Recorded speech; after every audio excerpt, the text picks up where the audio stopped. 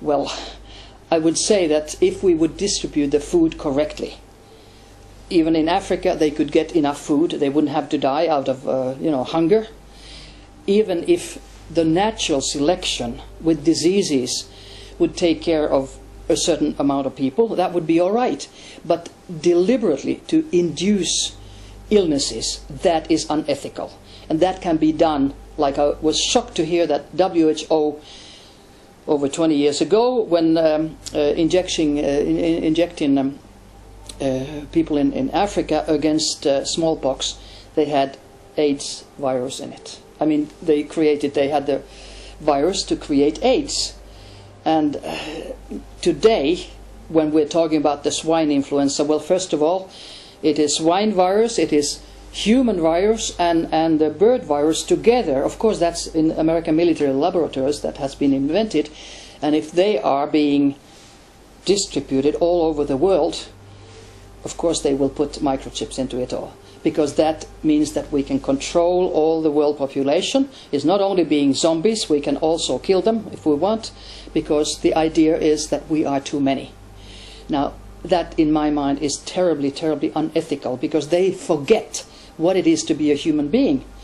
I just read that there are countries in Europe that are, at the moment when handicapped children are being born, they are eliminating them, because they say, well, we don't want them to have a bad life.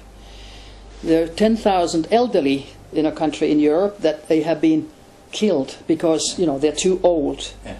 Now, they don't think, those doctors, unethical doctors and nurses doing this, that the meaning of life is not, number one, to be a body, but it is to be a mind, it is to be a soul. Yeah. And if you are born handicapped, you have chosen, your soul has, your energy, your consciousness, which is eternal, has chosen to go into this body to learn and to teach. Yeah. And they take that away. Now that's totally wrong. We have no right to interfere in other people's lives, no right whatsoever in a negative way. We should just support them, help them, love them, and learn from them. But this is going on. I know exactly in Denmark. Some older people, they suddenly get a heart attack or disease, and then they suddenly die, and it goes fast now. They are really speeding up. But sometimes when we talk about this elite, unethical elite going on in the world, and doctors and everything, I just say, but most people, they are disconnected. They are all, because when they are not in, if they were in connection with their soul, you can say, they would be ethical. They would know that if they did something that was not ethical, they would have to face it sooner or later. But it seems like the program is running on all levels, in governments, in the healthcare system, which is not a healthcare system. It's how to say, it's just a distributor for big pharma, yeah. But it's like that all over. It's the same program running, and doctors are also zombies, politicians are zombies. They're just.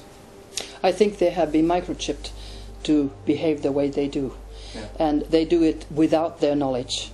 Because in principle, students going to medical school, generally I think, when they start, they're all idealistic. They want to help. When they're through with the studies, they're cynical. And something happens in between. Yeah. And that's the teaching, that's putting you into the A4, into the system. Yeah. And you have to stay in the system, or you are called whatever. Yeah. You're an outsider. And it's the system that has to be changed. And how do you change it? Number one, you have to be aware what it is to be a human being. Yeah. That is, you are the energy, you are the consciousness, which can never die. And when you think of that, then you really start thinking, I'm doing some bad things now, I'm going to be responsible. And what I am doing to somebody is going to be exactly done to me now or later with interest. So if you're selfish, so-called, you should be very kind to everybody, because then you know that everything's running fine. Yeah. But those people, the elite, who are governing this, they do not believe that people have a consciousness, a soul. They do not believe that there is something that is called reincarnation. That is something Eastern religions, and they look down upon them. Yeah. Now, Eastern, I would say, cultures have had wisdom that West needs to learn from. But because the Western technology has gone so fast up, so we look down about anything that's spiritual. We don't accept it, and we think it's just nonsense, and it's, you know, religious whatever aspects. And until each of us will be stopped. I mean, it can be like I was stopped by a car accident. It can be death of your child. It can be death of your spouse, whatever. It stops your normal routine, and you start thinking why, especially when a child dies. You say, what's the meaning of this life? Why did the child die? If you don't know that the consciousness was born and chose to be born to that body, to those parents, and mind you, first to this planet and to that country. So if you don't know that, you're very, very devastated.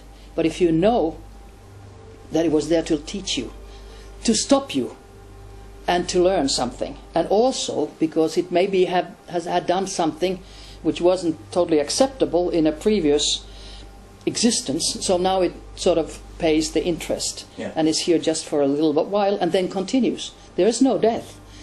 But of course the physical is gone, and we are always focusing on a physical. We think it's a male, it's a female, it's a dolphin, it's a dog, it's a cat, instead of the soul. And like they say, eyes are the expression of the soul. So you just look into the eyes. If you see an ET, you just look into the eyes, and all of a sudden you realize you're one. It's an energy of love that's between us. And therefore it's very, very important that people would change their focus from the physical body to the energy, because otherwise they don't understand things that are happening today.